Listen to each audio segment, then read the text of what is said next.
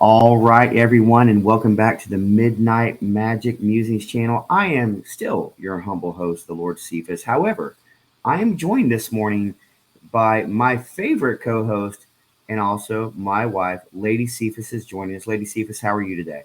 I am over the moon good this morning. Thank you for having me. Well, thank you for agreeing to be on here. Now, before we get into the main crux of why we're here, we just want to remind everybody we thank everyone for all the support we've been getting.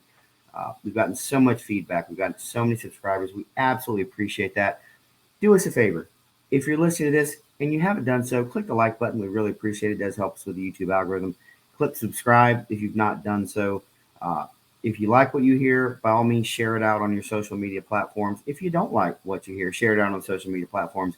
We're not picky here at the Cephas household. All right. Well, without further ado, today is the day. September 10th, 2023 is the date of the launch of the Darryl Dixon series. And we just completed watching Darryl Dixon episode one. Now, this is going to be completely filled with spoilers. That's why we're going to drop this at 10 o'clock Eastern. So everyone had a chance to watch it from 9 to 10, and then we're going to put this up. And so you have been warned. It'll be in the description. Spoilers, spoilers, spoilers. We're going to talk about it. All right, here we go. The Darryl Dixon episode one. I guess first we should say this. Would you watch it again if you had the opportunity? Yes, absolutely. All right. Well, I have to agree with you. I thought it was very, very good. It was very much to me like The Walking Dead season one, episode one. It was very apocalyptic.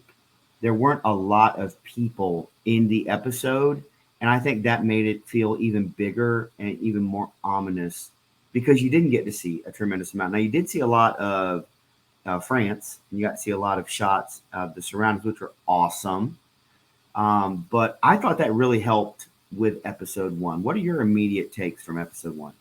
Well, I really feel like that this episode wasn't really sure what to expect, but definitely it did not feel Walking Dead esque or whatever to me. I Mm. felt like it was a brand new series, just hitting, out there on TV.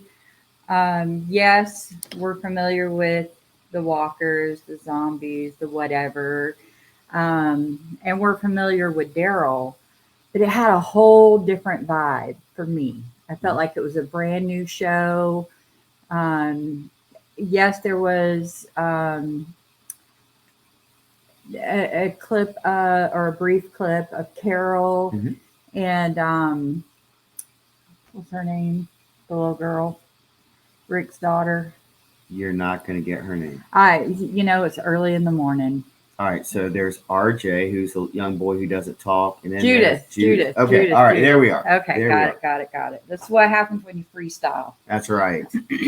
But here we But that go. was that was really to me the most kind of a look back Hmm. at The Walking Dead. I felt like this was a brand new, which is what I wanted. I wanted something brand new, something more exciting. The scenery, the places that they shot were just amazing. Having never been to Europe, I felt like it was, something really fantastic to see. I would also throw out there, it almost felt a little bit like a video game. It kind of played like a game where you have flashbacks to a prior life or early things in the life. And it was a nice touch for longtime Walking Dead fans like yourself and I. But if you're new to this, you can pick right up where the story's going. Here's a guy who ends up on a raft overseas. Now he's got to survive. It's not a complicated concept. It's really very simple man versus nature, but also, as we're going to talk about in a little bit, man versus man, man versus humanity. And I thought they did a nice job kind of laying it out early, so we weren't all going, "Well, why is he there? What's going on?" I thought they did a really good job of establishing it without having to give 50,000 words Yes, of detail. They got to the point. absolutely, they did. Well, that kind of what you were saying about the video game thing. To me, it was just different. Mhm. You know, I didn't equate it with a video game. I just felt like it was a new series that was starting up, and it was just showing how he got from the boat, working its way through Mhm. to, okay, now we're getting to the meat of the story. And I felt like the transitions were pretty good. Oh, It wasn't. It definitely. wasn't. Now, sometimes in a first episode of a series, things get a little clunky. And they can lag.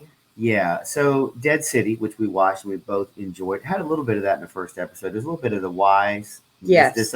Eventually, it made perfect sense. But the first episode Yes. was a little clunky. I didn't get that from this episode. I thought it was a pretty seamless transition as the story progressed. Now, we're introduced to Darryl. He washes up on the shore, looking around. He has no idea where he is, does not have his trademark crossbow.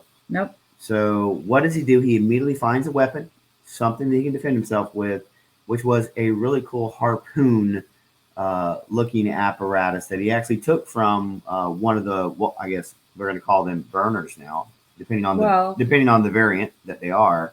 let's just say the deceased. The deceased sounds much more lovely. Well, I'm going to disagree with you. He did not immediately find a weapon. He immediately found water and drank it. Well, I mean, we're not going to go through moment by moment of the episode. I'm just trying to get to the highlighted parts. No, but, yeah, it was pretty.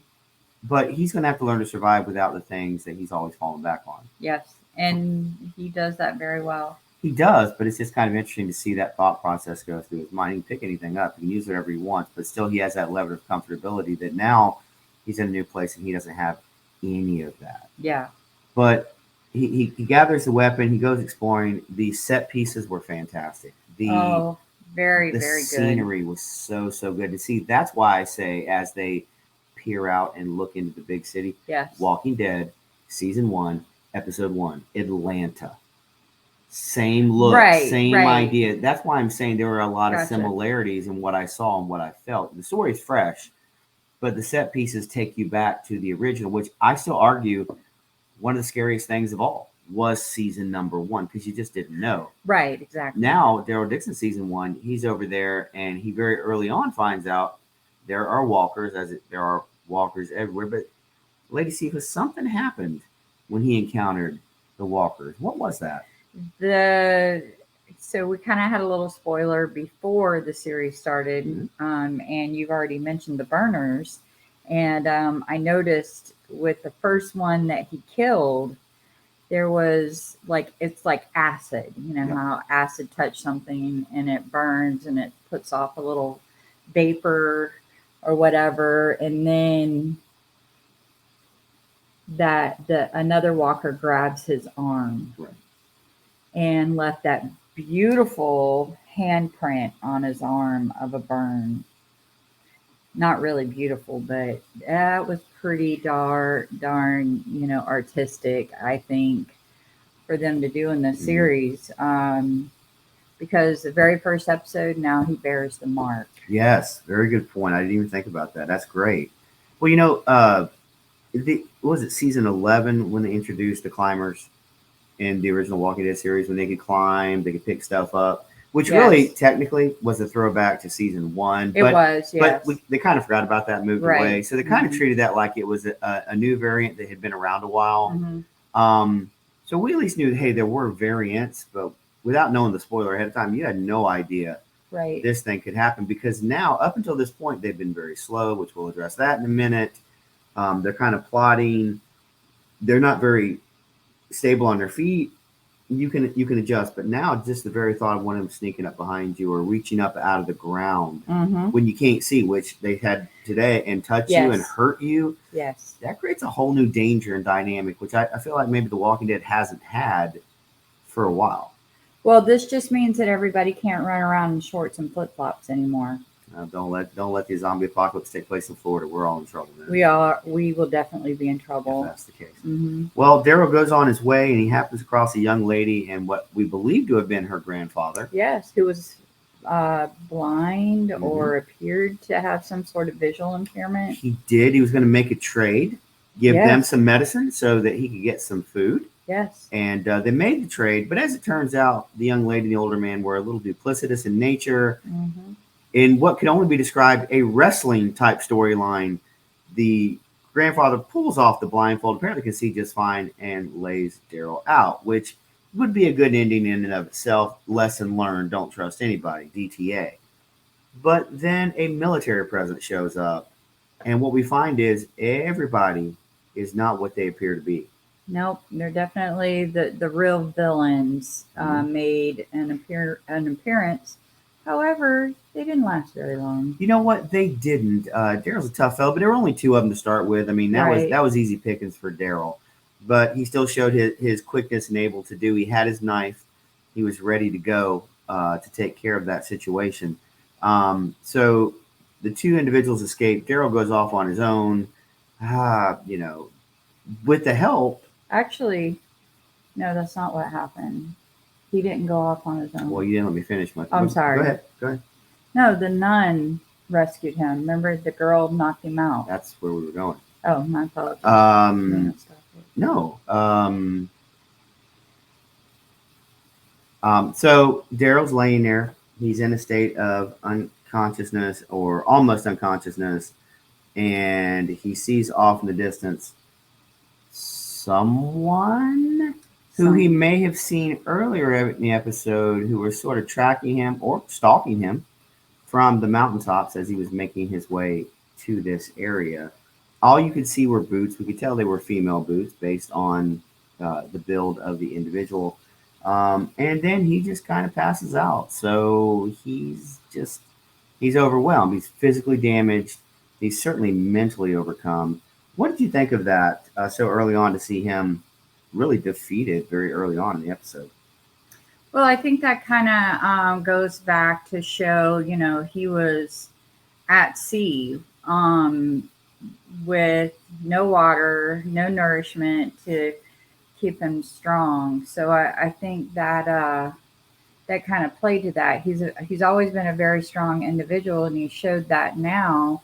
But going without water, going without food, definitely will deplete your stores of energy and make you more susceptible to defeat. And we don't know how long he was at sea because they never addressed that, and they really don't need to. But we'll find out later in the episode that it's been fairly recent since he escaped because the boat he escaped from is now back in port. But we'll get to that at the end of the episode. Darryl wakes up in probably his biggest, scariest place he's ever been. Now, this is a guy who dealt with Commonwealth. He dealt with the Saviors of Sanctuary. He dealt with the prison. He dealt with Woodbury. He dealt with all these different things. Killed a bunch of children in one episode for reasons I still can't explain why they did that episode with him and Michonne. I'll never let that go. Well, that explained the whip marks because him and Michonne both were whipped by that crazy lady. Correct. And 9-year-old children. They had to wipe out True. 30 of them. Still not sure where they were going with that, but I digress. Well, Lizzie, look at the flowers. Yes, again, Carol murders children. We know that she's a child endangerer. She is not. She is, and we'll talk. She actually makes an appearance in this particular section of the episode. He wakes up in probably the scariest environment he could, which is a convent, surrounded by religious artifacts, religious imagery, and yes, even the nuns in the full white regalia. Lady Cephas, what did you think of that particular backdrop to continue the story? Well, first I started sweating because of all the clothes, being from Florida, you really want to revert to the shorts and flip-flops. No, just kidding. I thought, what better place for Darryl to be? Because Darryl, he grew up in a very violent atmosphere. He had no sort of compassion introduced into his life until the apocalypse began. And then it was, a little bit here, a little bit there, a little bit of Beth. Beth was kind of, Carol was probably the one that was the most compassionate and loving towards him. So, he's always kind of standoffish. So to wind up in that environment, a religious environment that teaches you to love, But also you have to follow rules. And Darryl definitely is not a rule follower. He creates his own rules. I kind of think that in his mind would have always been his worst nightmare, not being beaten by his father, um, and all the other things that were done to him. Being roughed up by his brother. He even referenced his brother Right. more on in this episode.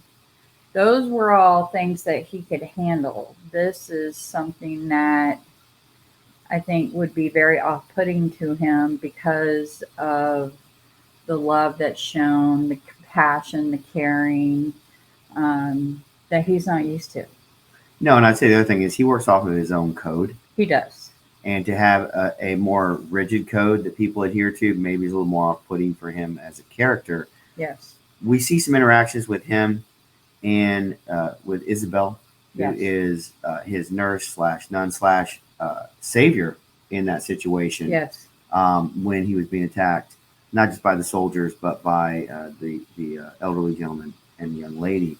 Apparently she's a nun, and she helps take care of him, nurse him back to health, seals his wounds. And I think that's really interesting because remember in Walking Dead overall, you get bit. We don't say scratched. You get bit, and that doesn't kill you immediately. It's the infection. And what we find from that burn, and they call them burners, by the way, is what she said is the term they use. By the way, she said for some of them. Some of them. Not all, which means probably all the variants are on the table there. But you notice they held him down when he was sort of in and out of consciousness, and they were searing. Put a block in his mouth. Yeah, to keep bite down from screaming, and he screamed anyway. So would I. And they burned that section. They cauterized it, basically. Old school. That's what she said when we were watching the episode. And it's really interesting because she said it stops the spread of the infection. Yes. Lady Cephas, I'm going to throw something out to you we haven't talked about. Is it possible that infection will kill you too, just by the touch? Oh, absolutely. Because if it spreads, I mean, they don't have obviously antibiotics or, salve that triple antibiotic ointment. Yes. So hard to say early in the morning. It really is. So, that you do have to kick it back old school. So, but that's just interesting. Not only can they kill you by biting, they can kill you just by touching you letting that go for a couple of days, probably, maybe a week, and then it spreads, maybe? Possibly. Well, I think with infection, the longer it sits, and the worse it'll get, So, yeah, I would think that, they didn't really talk too much about a timetable of how long it takes. Right. But that would be definitely something interesting to explore later on. Well, how long does it take to turn? The reason I bring that up is because for years in Walking Dead franchises across the board, it was always close quarters. Yes. If you didn't have a gun or you didn't have Daryl's crossbows or one of the kids had the long reach stick in a World Beyond, they had to get close quarters. Now all of a sudden, if you get close and you insert a knife into one of their heads and blood splurts out and it lands on your skin, now it's a problem. So you don't want them getting near you. Up until this point, you've been kind of comfortable with it. Yes. Now all of a sudden, we can't be comfortable in anything because you don't know what kind of walker you're dealing with. Well, and it's going to be interesting too to see. Okay, so obviously you've got to wear long pants, and I noticed that with Darryl, he had stuff like from the 80s. We called them leg warmers, but just around the ankle and everything, just where the bottom of the pant cuff would be, versus going into the shoe. So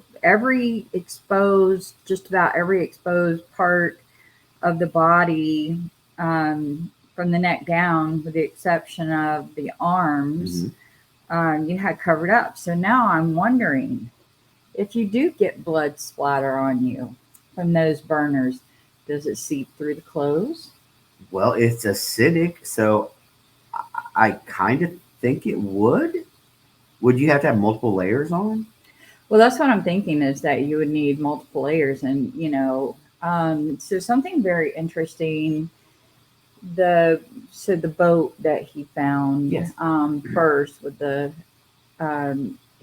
there was a rain jacket. Mhm. Well, it appeared to be like a parka. Right, right. So, those are usually pretty thick Mhm. and they're water repellent Mhm. and whatnot. And, he took that and he was wearing that. So I wonder if that's going to play a bigger role later on in what they use to help combat, because you don't know. It's not like, you can walk up to these burners and know, oh, you're a burner. Right, exactly. There's no way to tell. Not until you kill them, and what you could see, which I thought was cool, was sort of that acidic air, sort of. Mm-hmm. Because that way you could tell what they were. Yes. That was a very cool touch. That was I a very liked cool that. touch.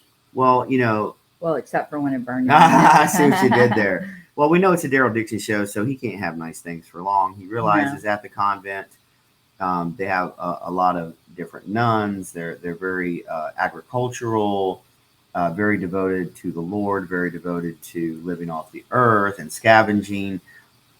They have a young man there however, yes, who is new to the show, obviously, yes. a newer actor, and he's mimicking Darryl while he's eating. Everything that he was does, hilarious. he's doing like our grandson would do when he's Yes. over. Mm-hmm.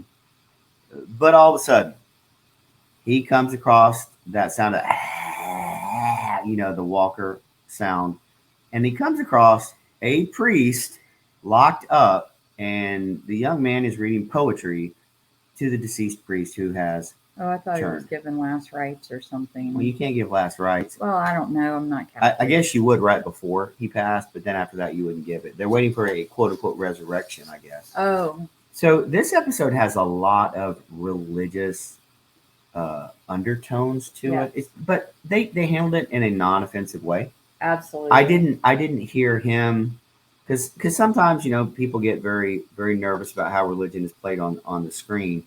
I thought they were very appreciative. Mm-hmm. They were encouraging of it, but I thought Darryl's perspective on it was very realistic. Yes. And I thought they did a really good job. If they're going to weave that in, does get to be difficult storytelling sometimes. And for example, there's that Tales of the Walking Dead episode, Mm-hmm. episode 6 that you promised you'd never watch again. Yes. That one I don't think they handled very well. This one I thought they really really did. Ultimately, though, Darryl was not going to stay around that. He's like, no, this is not my place. They want him to take this little boy with him, take him to where he needs to be. And now here's where I've got to quiz you. They didn't come out and say it, but they did use the words. And it was the elderly nun who said he's the cure for the world. Right. What does that mean? Well, the one is Isabel, Mhm. I believe, is the one that said that he was the Messiah. Very strong language. Yeah. So that's interesting because while I try not to watch or listen to spoilers, there was something that I saw briefly about her being immune. So my question is she the one that's immune or is he? And is that why they think he's the Messiah? I thought the same thing. I don't know, but I thought it came across as a throwaway line if you weren't paying attention. Mm-hmm. That has huge implications for the entire franchise. If they ever do discover someone is immune. Now, they played with that with Alicia in Fear of the Walking Dead. They played with it a little bit, but not much with what's her name? Fear of the Walking Dead. And I'm having a brain cramp. Yes. Madison. They played with that a little bit with her, but they've never really fully gone out and done it. And no. Are they at the point franchise now where they could do something like that and the fan base would accept it? Well, I think, it makes sense that it could actually happen because if the walkers have evolved into burners mm-hmm. and other variants, why couldn't, immune systems do the same thing? And we're going to assume that he's about 12 to 13. Yes. Because that's what she said when the world fell was about 12 years ago, which lines up with the Walking Dead timeline. Mm-hmm. So we're going to assume he's in that range, maybe 13, something like mm-hmm. that. He was a baby, she said. Yeah. So he knows nothing other than what he's been taught by these ladies who took him in, kind of sheltered him and raised him.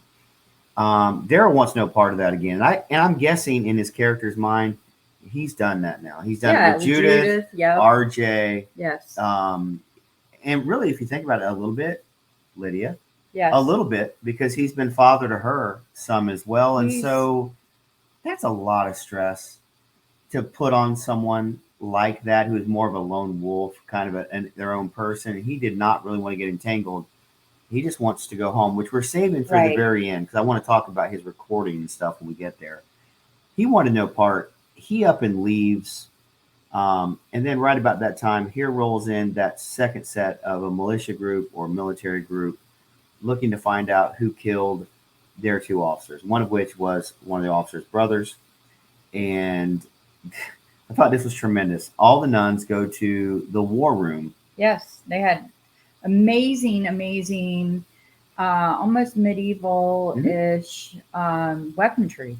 And that's not an untrue statement. She said churches used to have those Yes. because you had to protect yourselves. Yes, and you that's do. true. But to see these ladies all clad in white Yes. out there with knives, and one had a crossbow, by the way. Don't think we didn't see that because I Yes. did. Very primitive. Very primitive. Very primitive. But hey, it was still effective. And so it basically turns into Darryl comes back to help because he sees them coming. He's like, oh, come on.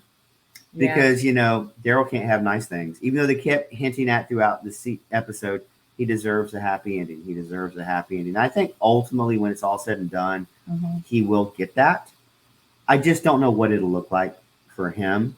Yes. It's probably not what you and I think. It'd probably be something in his mind it would make sense. Probably living in a log cabin with a dog would probably make him happy. But I digress. The ladies tried to put up a fight. But first, before that happens, Darryl shows up and takes one of the soldiers out immediately from behind. Right. And then the fight is on.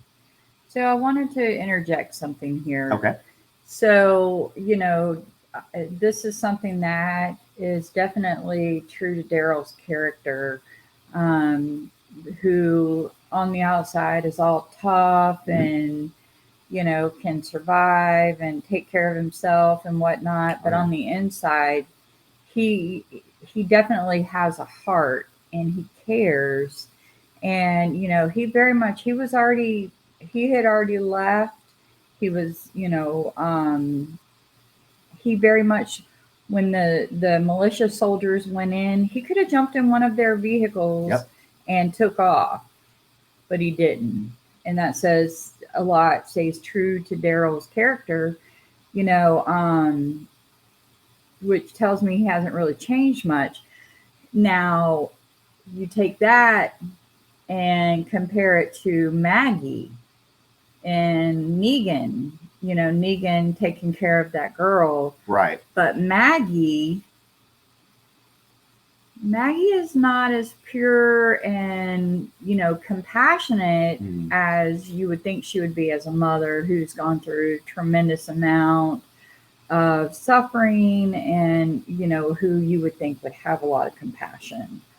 So for Darryl to stay true to that, as far as his character goes, really is, I think, a testament to the writers, to the creators, to keep it that way. I also think that I was a little skeptical about them going overseas, going to France, how that was going to go.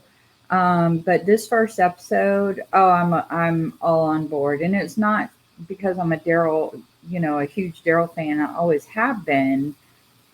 And that's actually why I was kind of skeptical, because I'm like, oh, this is a huge change. But they did a fantastic job. And I just hope the rest of the season is as good as this one. I don't know how long the episode was. It was exactly, including credits, it was 1 hour and change. Okay. Well, it felt like a 2-hour movie to me in the movie theater. It kind of did, because we've been kind of trained when you watch a Disney Plus series, it's 37 minutes to 40 minutes. Even Dead City had some shorter episodes. This one was like, we have to hit a home run on the first shot, and I think they really did. They absolutely did. There were, and it wasn't that it's, it felt like, oh my gosh, this episode's never going to end. It was not that at all. It was so good, and then it would hit this high point that you would think, okay, that's an ending point. Right. It's going to pick up on the next episode, and that did not happen. And so then it's like, you get all warm and fuzzy and excited about it because you get to see more, you get to see more, and that's the way it felt to Well, you me. know what saved you? There was no Chris Hardwick from The Talking Dead. That I was so well. That's true. Because whenever he showed up in the middle of an episode, it meant there were like 15 minutes left, right? Yes. That would be the preview to Talking Dead coming on right after that was and heartbreaking. Lady Cephas did not appreciate that because Did she was not. like, already? Because you would be so Yeah. engrossed in the episode. Yeah. So for you to have those feelings is very telling of how much you really enjoyed the episode. So let me ask you a question. Go ahead. So this is really interesting. Okay. Did they play any music during this episode? A little bit, yeah. Okay, because but not very much. Well, because one of the things that really got me, and I know we've talked about this before, when we started with The Walking Dead, when it first aired, and I didn't watch shows like that, but Right. because I was head over heels in love with you, I'm like, okay, I'm going to give it a try. And I was so engrossed that I never realized that they played music. Mm-hmm. This is what this is how I felt about this episode. That's why I asked, because I don't recall that detail because I was so engrossed in this. Like, I did not pick up my phone and look at it, right.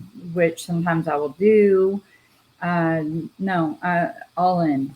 And if they can get that kind of reaction from the fans who tune in, they'll be in really good shape going forward. Now, they've already announced the season 2, so there's no spoiler territory there. That's already been out there for a while. But still, there's the whole, you have, and no disrespect, but you have a convent full of ladies, nuns, against a paramilitary group. Yes, and they kicked butt. They did, but initially, though, I think the fight went exactly how it should. They just picked out their guns, bang, bang. Because if there's a line of ladies standing there with weapons and you've got a gun, you don't let them get close to you. You shoot first, and they dropped the first 2 nuns. Yes. And I watched that and I was like, you know what? They didn't play this for jokes. Let's say Evil Dead or one of the Ash movies. That would have been far more comedic. No comedy to this. No. They shot the first 2, killed them, and then the other ladies were able to attack. Right. It was like, okay, we're not pulling punches here. Yes. We mean what we say. And I thought that was, again, it takes me back to some of the earlier parts of The Walking Dead where it was a little more gritty than maybe what people might think that it would be. Yeah. Ultimately, the young man, they're going to take the young boy away because he didn't follow the rules. All that rule talk you did earlier. And, of course, he doesn't lock the door when she says lock the door until they get him. He runs out, and that's when they get him to see the priest, unfortunately, get finished off. Right. By one of the soldiers. Very heartbreaking for him because, again, to us, it's like, well, of course you would kill him. To a child who's grown up around that, it's what they know. Right. And that's a part of what they know and dare I say, love. Well, ultimately, we know how it ends. Darryl is able to rescue the little boy. The leader of the paramilitary group, he has a clear shot at him in the Jeep, but he's out of ammunition. And so the guy drives away, which we know that's going to be a setup for the remainder of the season. They bury and burn the bodies. And then they basically, he looks at Isabel and says, if you know how to get to where I want to go, then I'll take you where you need to go. Yes. It is a marriage of convenience, but there's nothing wrong with that because he feels a loss that, and this is new. He feels a loss though, but I do want to say one thing in regards to that. I'm going to push back on something you said, just from my perspective. You said it doesn't remind you of Walking Dead. Oh, I think his attitude of wanting to leave, saying not my problem, is Darryl, Walking Dead season 1. However, Walking Dead seasons 2, 3, 4, 5, 6, all the way through 11 have changed him. But you know what? We're all human. We all immediately retreat to that original place. And that's what he did. But the Darryl that he's become was like, but I can't. It doesn't mean you can't say it or even think it. But as you begin to process it, you're like, I'm not that person anymore. I thought, to me, as a longtime fan, that was a really good callback to what he used to be. Right. Versus who he is today. Well, maybe I should clarify what I meant. more visually what I see as far as The Walking Dead. So this was set, the setting, being in Europe, uh, the buildings and all of that are so much older. They're historic. The weapons were, any from medieval up to, I don't know if you noticed the pistol that he shot, um, that he took, but that reminded me of, you know, uh, Nazi Germany, fighting the weapons that were used during, the early 1930s, Sure. 40s. And maybe even older than that. Yeah, well, that's what I mean. I would say from medieval times up to about that time period, because it just seems like in an older setting, Right. a more historic, and whereas America is the new country, the new, so that makes True. sense. That and that's one of the things that I appreciated. It's like, okay, so I felt like, even though I've never been to Europe, that could be an accurate portrayal Of what it would look like. of what it's like over there. Maybe not everywhere, Right. but those places have lasted. They've survived, you know, hundreds of years. Right. Our country's 200 250 years old. It has not been around Yeah. as long as So they're these buildings weren't put together with sticks, drywall, Nope. and plaster. They were stone and mortar, and they were built to last because that's what they had. And I don't know if you remember him walking, I forget what it's called, but it's how they used to funnel water in. Um, but even that kick back to, seeing that, I just want to go walk that. Well, maybe not walk, but I want to see what he got to see. I would also like to add to that another thing that really adds to the ambiance of the show, and I use that word sincerely, not jokingly. The language barrier. Yes. Of all the fish out of water things and all the people, right, you could put in there. So if you put Ezekiel over there, he might know a little bit of French. He might. If you put Aaron over there, he actually might know a little bit of French. Yes. You know what? Mercer would probably shock you and know a little bit of French because he's just a very intelligent, together dude. Darryl, on the other hand, does not have much of an academic background by his own admission. Right. He's not able to speak this. Now, he's got a book that can translate. Yeah, well, till that girl took it. Well, thief, charlatan. But that's not who he is. So now he's not in a power position. He can lead, he can protect. He needs help, which I think makes the show so much more enjoyable. It's not just him killing walkers and or humans. It's the reliance on people, which is where he's always been his strongest. But if you think back, where he learned to do that was Connie. Connie was deaf, and he actually learned some sign language to be able to communicate with her. And I think that's what makes him such a strong person, a strong leader. You don't have to have, I think it's a true testament that you don't have to have all this book knowledge, the school knowledge, to be able to survive and contribute to society as a whole. Well, again, yet another woman he loved and left, so we'll keep that on the list. Did he? But remember, he went searching. That's what I heard. Yeah. That's what my sources at the Commonwealth have told me.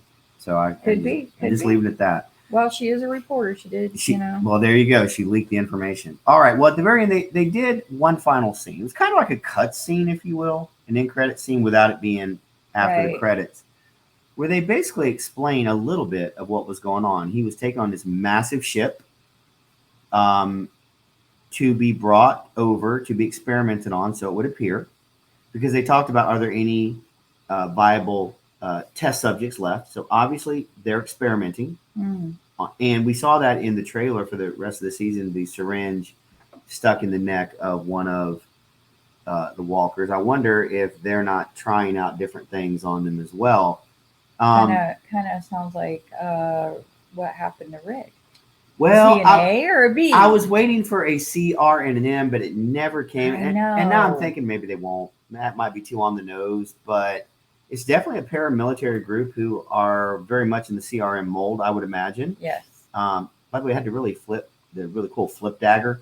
Yes. I like that. I thought that was really cool Yes, as well. definitely. But they basically explained that not only did he escape, he caused a heck of a lot of damage to whatever they were doing. And so there's Sure did. way more to this story Mhm. that Darryl has not told, because at the very end he basically told Isabel, I went looking for something, didn't say what it was, found the wrong people, made bad decisions, but so did they, basically. And then you see what he did on the ship before he escaped. He messed Right. up a lot of stuff. So he's going to have knowledge Yes. of, maybe not a full knowledge, but of what was going on or what they were trying to do, which will come to light as the season progresses. I really look forward to seeing, okay, what is the plan? Is it just Mad Scientist of the Week, or is it they really have a plan to do something?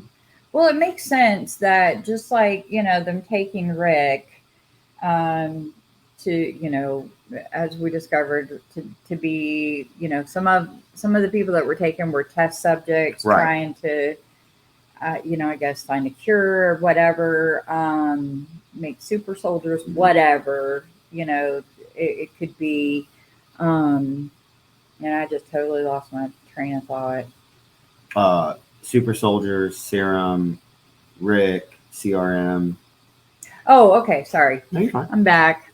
Um, maybe it makes sense that you would have different groups all over the globe Mm-hmm. that would have the same type of idea Right.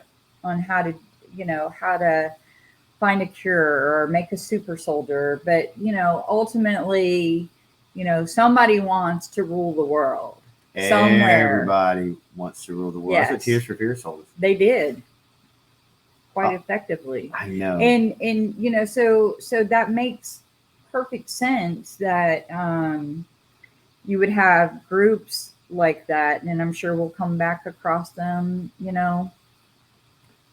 So here's my thing. I want to go back to the beginning, something we skipped, but I think is majorly important. We've covered the episode now. Pretty much. And there's a trailer. Watch it. I think it's a cool trailer. Shows a lot of new locations, a lot of fights, but also a lot of strategy, which I find that stuff interesting, not just blood and guts. I want to talk about the houseboat that he went on first. I purposely skipped that because I wanted to talk about it at the end. I was wondering, yeah. Because there was so much going on there that could have been an episode in and of itself. Yes. He steps on a houseboat. He finds a tape recorder, a dictaphone, basically. Correct. Of a fella's life, him and his wife and his daughter. And he finds the picture of the man, the wife, his daughter, the daughter holding the penguin. Yep. And basically, there's no safe place. They went to Spain, couldn't find anything. Then they were going to the south of France. Yes. To see if there was something. Obviously, well, he may show up later. You never know. But the wife died. She had a heart attack, and the daughter was very upset because she wanted mommy back. Right. I can't even imagine. No. But Darryl hears that, and it plays on all the things of his life and loss that he's experienced. And then he does something really interesting. He decides to start recording a message, like this fellow did, just in case. And I find it interesting on two fronts. One, Darryl Dixon, seasons 1, 2, and 3 wasn't recording nothing. Darryl Dixon, post the end of The Walking Dead, is far more introspective and reflective than he ever was when he started. That's tremendous character growth and what they were able to do with him. But he loves those people so much. Now, did he make dumb choices? Apparently, by his own admission, he did. But he still loves all of those people because they're his family. That he, if nothing else, maybe somebody would give them a message for him. Well, tremendously impactful, and it was a very short scene, but I think that's really the overarching theme of this show. Go ahead, I'm sorry. No, I find it really interesting because you remember in Fear the Walking Dead, I forget her name at this moment, but she made everybody, Oh, Al. Al, yes, Al and her recordings. her recordings, and I hated those recordings. I thought, you're just a selfish person who's looking to profit eventually off of everyone's pain and sorrow and whatnot. I got a totally different vibe from Darryl. I truly believe he loves those folks. And we mentioned this earlier as well, but I wanted to touch on this one more thing. When he was in and out of consciousness or dreaming or whatever you want to call it, who does he see? He sees Judith. And Carol. Who he loves them tremendously. Judith, he feels like a surrogate father because he was left in charge of her when Michonne abandoned her family. We'll get back to her next year with her show, The Ones That Live, I believe is what it's called now. But she straight up abandoned her kids. Let's not pretend. And he was a surrogate parent, and he watched over those kids like he was. He and did. You can't do that. Take it from us. We recently had a foster daughter. Changed our life, I would say, for the better because we had an opportunity to open our hearts more. But it stays with you. It does. She's not out of our hearts, out of our minds at all. Not at all. And I think it's the same thing when he experienced that. He has no family other than the family who's basically adopted him. Mm-hmm. But even more than that, he's adopted them. And he cares. He cares, does. and he wants them to know. Yes, and I think that's so. It's so antithetical. It's so the opposite of what he looks like and how he portrays himself. But exactly. You can't judge a book by its cover. Nope. The heart is something totally different.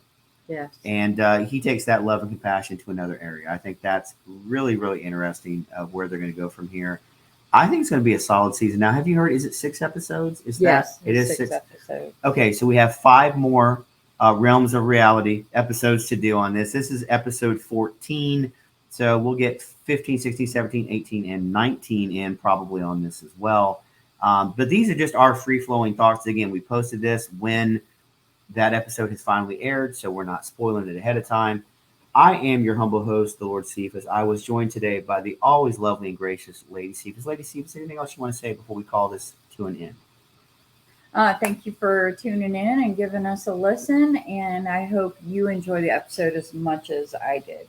Please leave a comment. Please let us know what you thought about what we did, what you thought about the episode. We will absolutely communicate back with you and share those things. So on behalf of Lady Cephas, I'm your humble host, Lord Cephas. We will see you again next week.